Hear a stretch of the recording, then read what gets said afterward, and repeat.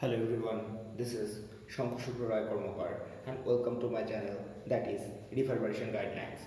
So, যে certain topic নিয়ে আমরা কথা বলছি that is nothing but অবস্থার পরিবর্তন বা চেঞ্জ অফ স্টেট। দুটো জিনিস আমাদেরকে খুব ভালোভাবে ক্ল্যারিফাইড থাকতে হবে যে বেসিক্যালি থার্মোডাইনামিক্সের এই পার্টে আমরা এমন কিছু ইস্যুস নিয়ে কথা বলবো যে ইস্যুগুলো আমরা ছোট ক্লাসে কিছু কিছু জিনিস পড়েছি, আমরা এর কিছু কিছু নিয়মানিকা হয়তো ছোটোবেলায় করেওছি, বাট স্টিল আমরা প্রপারলি সেইগুলো সম্পর্কে ওয়াকিবহল না।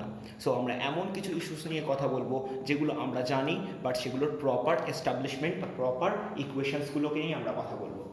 সো আমরা আজকে টপিক স্টার্ট করছি সেই জিনিস নিয়ে। তো আমরা সবার ফার্স্টে বলছি যে যে কোনো একটা তাপ কীভাবে কাজ করে সেটা আমরা জানি।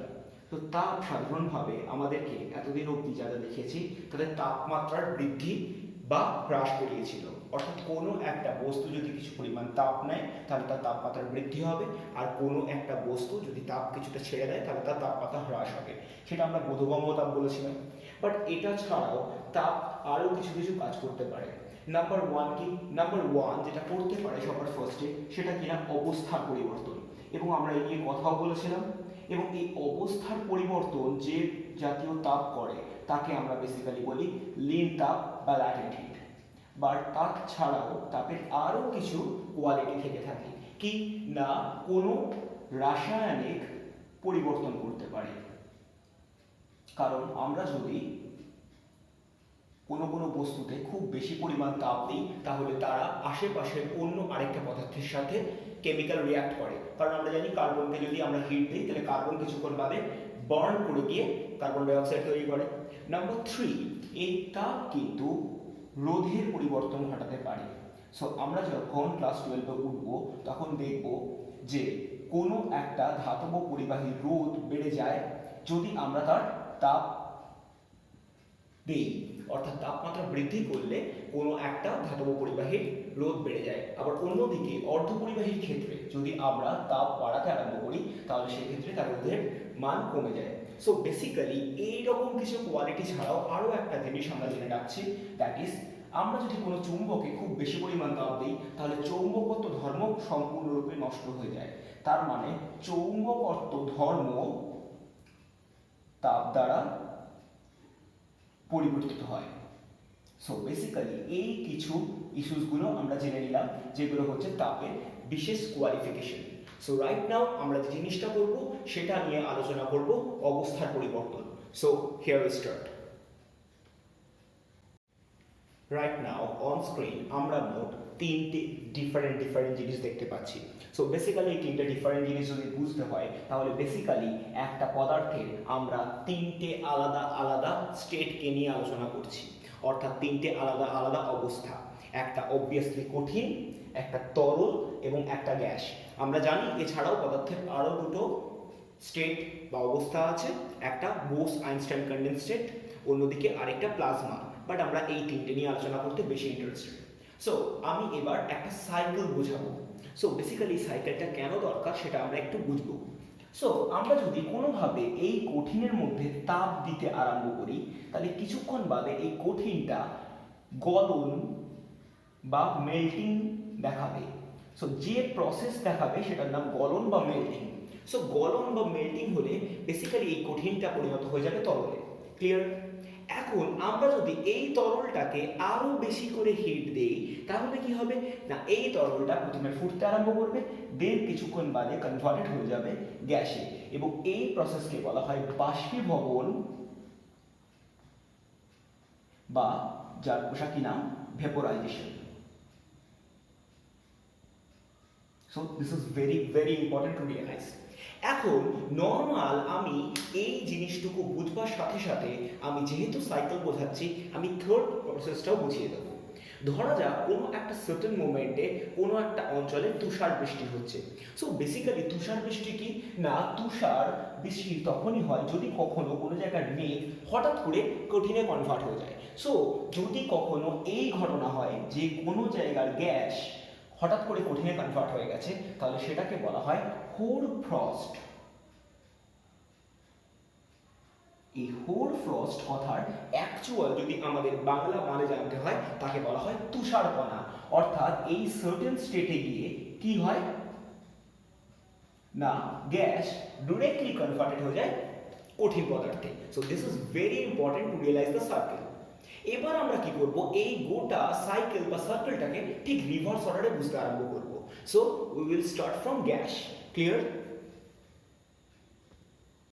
ওয়েল, আমাদের কাছে যদি কিছু পরিমাণ গ্যাস থাকে এবং এই গ্যাস থেকে যদি আমরা ক্রমশ তাপ নিষ্কাশিত করতে থাকি, তাহলে কি হবে, কিছুক্ষণ বাদে এই গ্যাস কমপ্লিটলি কনভার্টেড হয়ে যাবে তরলে। অর্থাৎ জলীয় বাষ্পকে যদি আমরা প্রথমে ঠান্ডা করি তাহলে সাধারণভাবে দেখা যায় এটা তরলে কনভার্টেড হয়ে যায়। এবং এই গোটা প্রসেসকে আমরা বেসিক্যালি নাম দিই ঘনীভবন বা কনডেনসেশন। সো এই গোটা প্রসেসের নাম হচ্ছে ঘনীভবন বা কনডেনসেশন। ক্লিয়ার? এবার এই তরল থেকে যদি আমরা ক্রমশ তাপ বার করে নিই, যেটা আমাদের নর্মাল রেফ্রিজারেটরে হয়। রেফ্রিজারেটরে আমরা কি করি, সাধারণভাবে কিছুটা জল রেখে দিই, এই জলটা কিছুক্ষণ বাদে কি হয়, বরফে পরিণত হয়, এবং এই গোটা প্রসেসকে বলা হয় কঠিনীভবন বা সলিডিফিকেশন।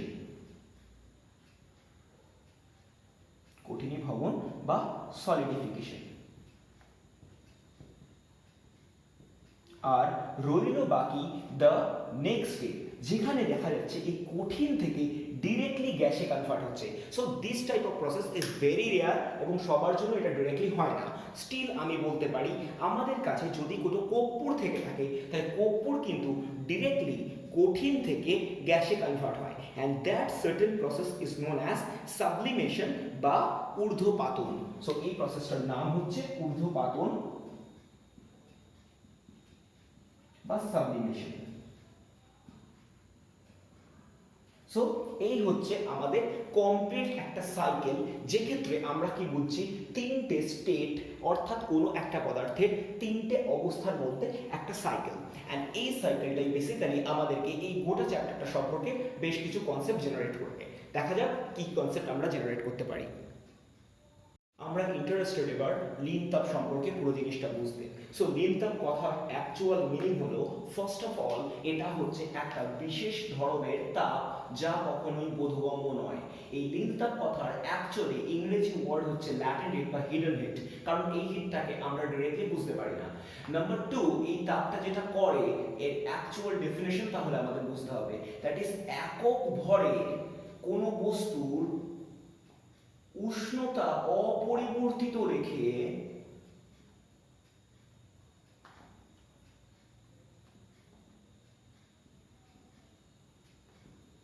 তার অবস্থার পরিবর্তন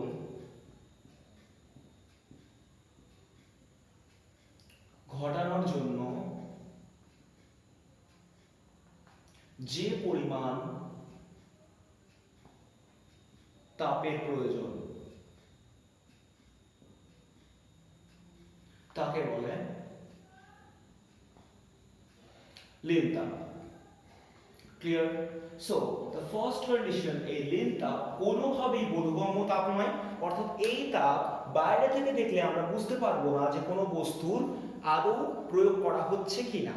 কারণ আমরা যদি নর্মাল কন্ডিশন বুঝি যে কোনো বস্তুতে তাপ দিলে তার তাপমাত্রা বাড়ে এবং তাপ নিষ্কাশন করে নিলে তার তাপমাত্রা কমে, কিন্তু লিন তাপ কমপ্লিটলি সেরকম কোনো কন্ডিশন বলে না।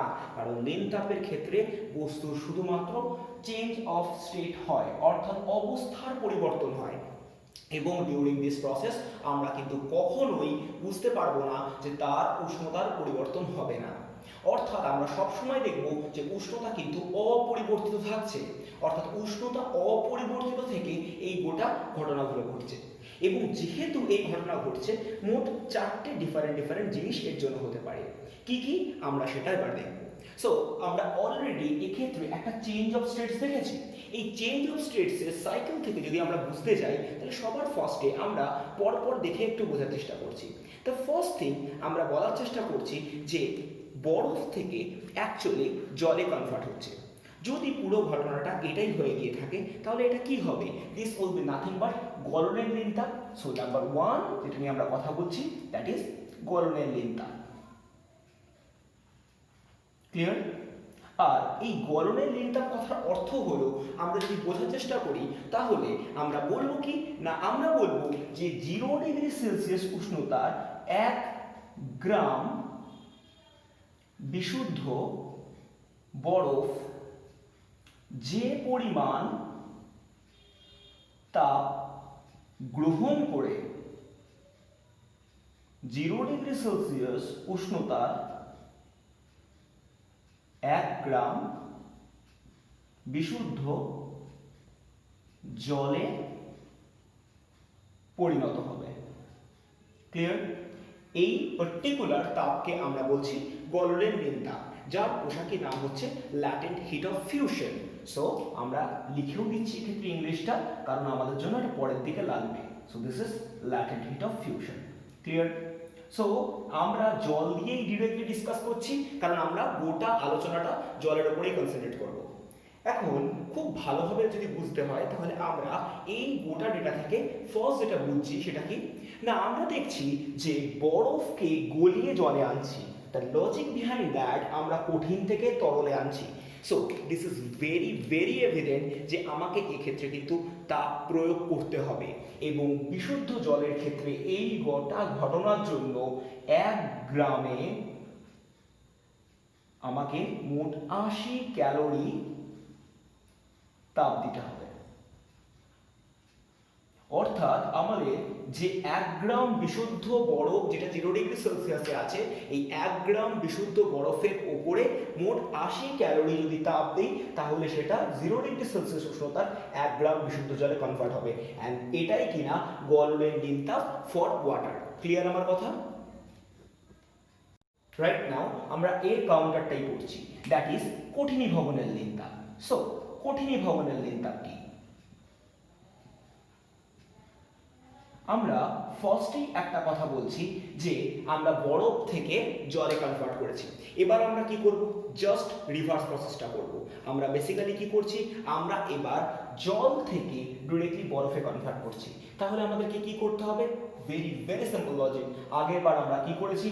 যতটা হিট দিয়েছি এবার ততটা হিট জাস্ট এক্সট্রাক্ট করে নেব, অর্থাৎ আমরা এবার নিষ্কাশন করে নেব। তার মানে কি, যদি ওয়াটারের রেসপেক্টিভে বুঝতে হয় তাহলে কি লিখব? 0°C উষ্ণতার 1 গ্রাম বিশুদ্ধ জল থেকে যে পরিমাণ তাপ নিষ্কাশন করা হলে তা 0°C উষ্ণতার 1 গ্রাম বরফে পরিণত হবে। তাকে বলা হয় the latent heat of solidification. So basically আমি ইংলিশ টার্মটাও লিখে দিচ্ছি। আর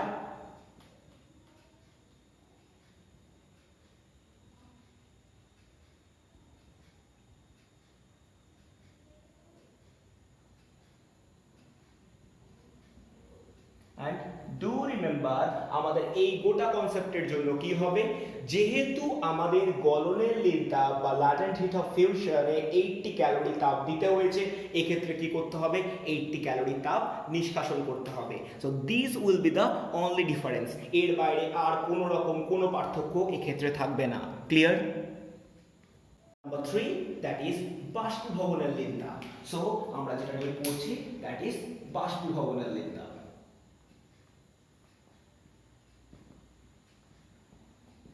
সো বাষ্পীভবনের নীল তাপ বা latent heat of vaporisation basically কি বলছে না, আমরা এক্ষেত্রেও 1 গ্রাম বিশুদ্ধ জল যার তাপমাত্রা কিন্তু 100°C, সেই জলকে যত পরিমাণ তাপ দিলে তার উষ্ণতার পরিবর্তন না হয়ে সেটা কমপ্লিটলি 100°C উষ্ণতার 1 গ্রাম বিশুদ্ধ বাষ্পে পরিণত হবে। অর্থাৎ ডিক্টো টু ডিক্টো সেম কনসেপ্ট, শুধু আমরা কি করব? শুধু ডেটাটা লিখব। দ্যাট ইজ 100°C উষ্ণতার বিশুদ্ধ জলকে যে পরিমাণ তাপ দিলে তা 100°C উষ্ণতার বাষ্পে পরিণত হবে, তাকে ল্যাটেন্ট হিট অফ ভেপারাইজেশন বলে। ক্লিয়ার? এখন আমরা আবারও বলছি এক্ষেত্রে এর ভ্যালু কত হবে সেটা আমরা দেখি না। আমরা বলছি যে 1 গ্রাম 100 ডিগ্রি সেলসিয়াস উষ্ণতার বিশুদ্ধ জলকে যদি আমরা 540 ক্যালোরি তাপ দেই তাহলে এই ঘটনা ঘটবে। অ্যাকচুয়াল হিসেবে এটা হয়ে যায় 537 ক্যালোরি, বাট আমরা আমাদের হিসেবের জন্য 540 ক্যালোরি ধরবো। অর্থাৎ এত পরিমাণ যদি তাপ দেই তাহলে আমরা যে কন্ডিশন বলছি সেই কন্ডিশনটাকে কমপ্লিটলি স্যাটিসফাই করবে। ক্লিয়ার? অর্থাৎ এই ল্যাটেন্ট হিট অফ ভেপারাইজেশনে আমরা বেসিক্যালি এত পরিমাণ যদি তাপ দিই 1 গ্রাম 100 ডিগ্রি সেলসিয়াস উষ্ণতার বিশুদ্ধ জলকে, তাহলে it will be converted into 1 gram at 100 degree Celsius pure water vapour. Clear আমার কথা? and the last part যেটা কিনা ঠিক এর reverse, that is the latent heat of condensation বা ঘনীভবনের লিনটা। so this will be very very easy for us, শুধু আমরা একটুখানি লিখে নিই, that is ঘনীভবনের লিনটা।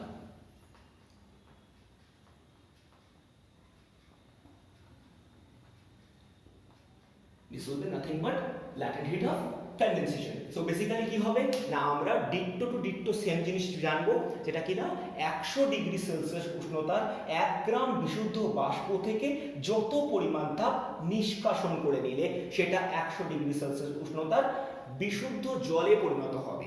অর্থাৎ 1 গ্রাম বিশুদ্ধ বাষ্প যার তাপমাত্রা ছিল 100 ডিগ্রি সেলসিয়াস, তার থেকে যে পরিমাণ তাপ আমি বের করে নিলাম তার ফলে সেটা 100 ডিগ্রি সেলসিয়াস উষ্ণতার 1 গ্রাম বিশুদ্ধ জলে পরিণত হবে, তাকে বলা হচ্ছে ঘনীভবনের তাপ। ক্লিয়ার আমার কথা? সো যে কথাটার মানে আমি বলছি সেটা হচ্ছে 100 ডিগ্রি সেলসিয়াস উষ্ণতার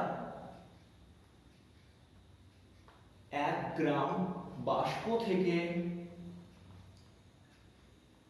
যে পরিমাণ তাপ নিষ্কাশন করে নিলে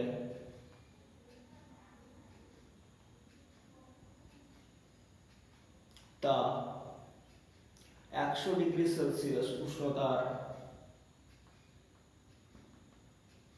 1 গ্রাম জলে পরিণত হবে, তাকে latent heat of condensation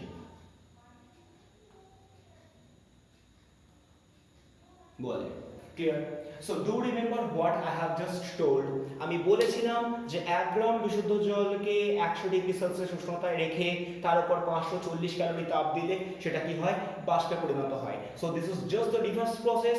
অর্থাৎ আমরা কি করছি, 1 গ্রাম বিশুদ্ধ বাষ্প যার তাপমাত্রা কিনা 100 ডিগ্রি সেলসিয়াস, সুতরাং তার থেকে যদি কোনোভাবে এই 540 ক্যালোরি তাপ নিয়ে নিতে পারি তাহলে কি হবে, তার তাপমাত্রার কোনো পরিবর্তন হবে না, সেটা শুধু আর শুধুমাত্র 100 ডিগ্রি সেলসিয়াস উষ্ণতার 1 গ্রাম বিশুদ্ধ জলে পরিণত হবে। So this are the main themes যেটা নিয়ে আমি আজকে কথা বলছিলাম। ক্লিয়ার আমার কথা?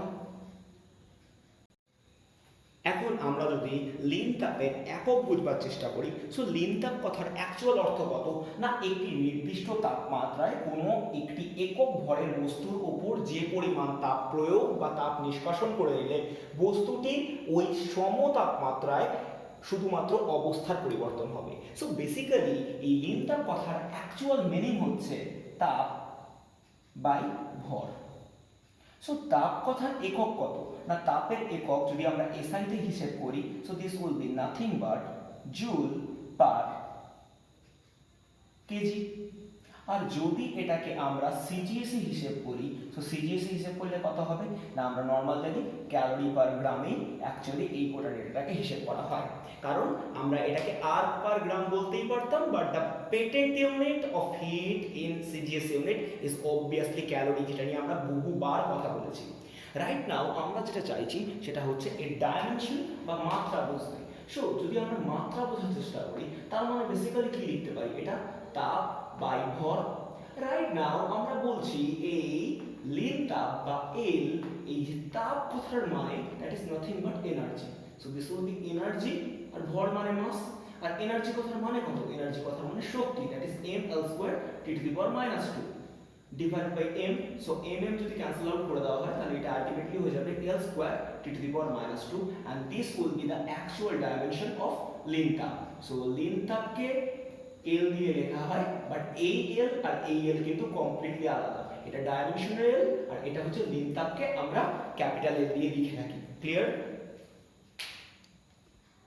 ওয়েল, লাস্ট দুটো জিনিস থিওরি ওরিয়েন্টেড পার্ট থেকে আমার এখান থেকে বলবার আছে, আর রেস্ট যতটুকু পার্ট আছে সেগুলো অত্যন্ত ছোটবেলা থেকে আমরা পড়ে এসেছি, তো সেই ইস্যুগুলো নিয়ে আমি কথা বলছি না।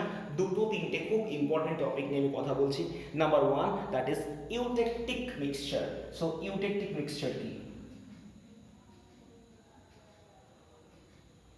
সো ইউটেকটিক মিক্সচার কথার অ্যাকচুয়াল মিনিং যদি বুঝতে হয় তাহলে আমাদেরকে একটু বাজার হাট সম্পর্কে বুঝতে হবে। বেসিক্যালি যদি আমরা কোনো বাজারে গিয়ে কোনো মাছ কিনি, যে মাছগুলো কিন্তু সমুদ্র থেকে তুলে আনা হয়, তো সেই মাছগুলোতে বেসিক্যালি দেখবি নুন আর বরফের একটা মিক্সচার থাকে। সো বেসিক্যালি আমরা কেন এটা রাখি, যদি এইটা বুঝতে হয় তাহলে আমাদেরকে কিছু পার্টিকুলার কনসেপ্ট জানতে হবে। না, আমরা যদি বলি যে লবণ আর জল এই মিশ্রণকে যদি বরফে পরিণত করতে হয় তাহলে বেসিক্যালি আমরা -23°C আশেপাশে যদি যাই তবে এই বরফ জলের মিশ্রণটা completely will be converted into a solid mixture or a solid state converted হয়ে যাবে। তখন এই জলের মধ্যে অ্যাপ্রক্সিমেটলি 23% লবণ থাকবে। অর্থাৎ যে নির্দিষ্ট তাপমাত্রায় একটি মিশ্রণে থাকা দ্রাব এবং দ্রাবক উভয় একসঙ্গে জমে গিয়ে বরফে পরিণত হয় তাকে বলা হয় ইউট্যাকটিক মিক্সচার। ক্লিয়ার আমার কথা? অর্থাৎ আমি যে কথাটার মানে বলতে চাইছি সেটা হলো যে নির্দিষ্ট তাপমাত্রায়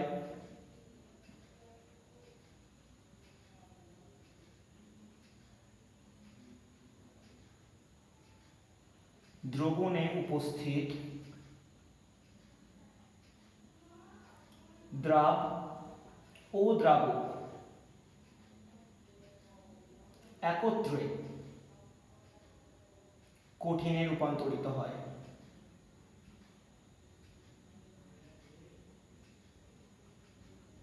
তাকে ইউট্যাকটিক মিক্সচার বলে।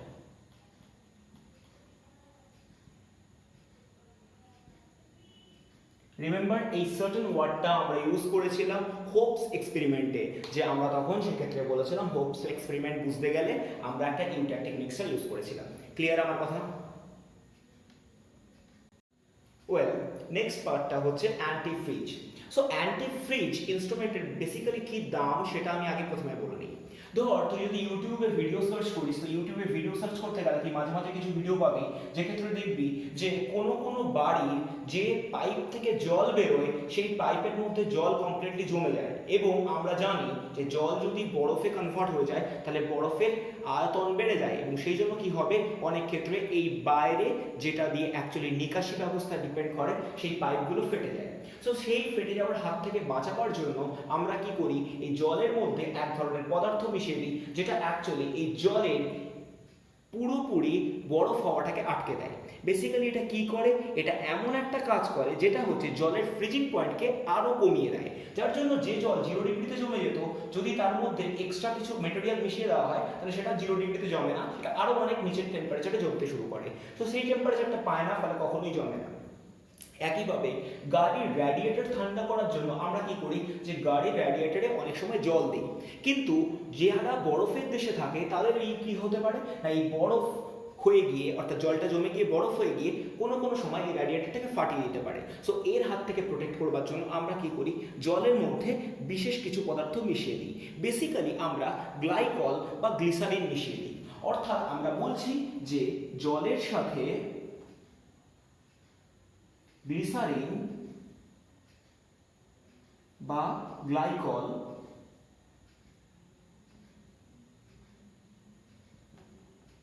মিশিয়ে দিলে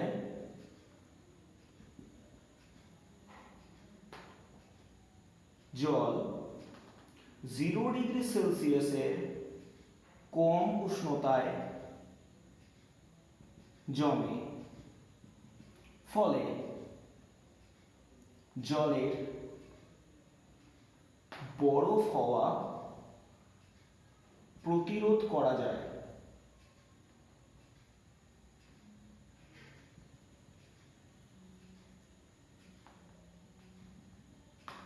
একে বলে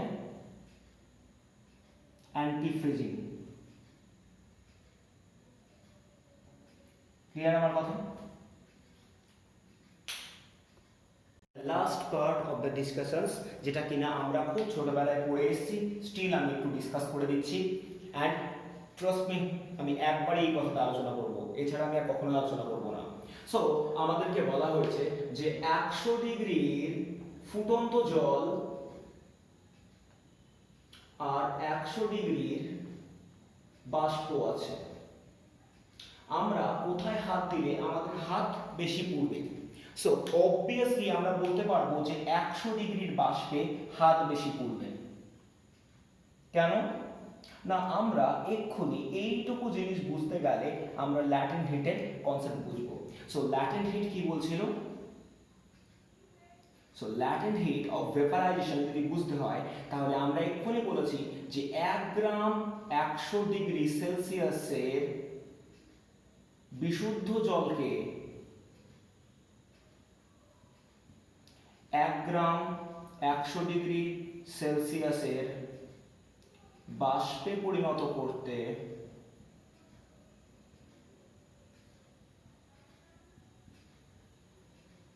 মোট 540 ক্যালোরি, যেটাকে জুলে নিয়ে গেলে মোটামুটি 540 ইন্টু 4.2 জুল তাপ দিতে হয়। অ্যান্ড সারপ্রাইজিংলি এই পরিমাণ তাপ কিন্তু লিন তাপ বা ল্যাটেন্ট হিট, যার জন্য এই তাপটা কখনোই উহার উষ্ণতা পরিবর্তন করে না, শুধুমাত্র একটা অবস্থা থেকে অন্য অবস্থায় কনভার্ট করে, অর্থাৎ ফুটন্ত জল থেকে বাষ্পে পরিণত করে যখন দুজনেরই তাপমাত্রা কিন্তু 100 ডিগ্রি সেলসিয়াস হয়ে থাকে। ফলে আসলে যদি দেখতে হয় তাহলে 100 ডিগ্রির বাষ্প কিন্তু অনেক বেশি তাপ কন্টেন করে থাকে, অর্থাৎ অনেক বেশি তাপ বহন করে, এবং আমরা জানি তাপ is nothing but a kinetic energy of the molecules. সেই জন্য আমরা যদি এই 100 ডিগ্রি সেলসিয়াসের বাষ্প ছুঁই তাহলে সেক্ষেত্রে আমাদের হাত অত্যন্ত বেশি পরিমাণ পুড়ে যাবে। এই একই রকম কোশ্চেন হতে পারে যে 0 ডিগ্রির জল আর 0 ডিগ্রির বরফের তুলনায় কোনটা বেশি ঠান্ডা? অবভিয়াসলি 0 ডিগ্রি সেলসিয়াস উষ্ণতার বরফ বেশি ঠান্ডা, তার কারণ 0 ডিগ্রি সেলসিয়াস উষ্ণতার 1 গ্রাম জল থেকে 0 ডিগ্রি সেলসিয়াস উষ্ণতার 1 গ্রাম বরফ পরিণত করতে গেলে আমাদের ওই 0 ডিগ্রি সেলসিয়াস উষ্ণতার 1 গ্রাম জল থেকে 80 ক্যালোরি তাপকে প্রথমে নিষ্কাশন করতে হবে। So this are the main themes যা নিয়ে আমি কথা বলছিলাম, and this is the end of the total theoretical portion. And next ভিডিওতে আমি এর নিউমেরিক্যাল নিয়ে ডিসকাশন করব। So stay home, stay safe.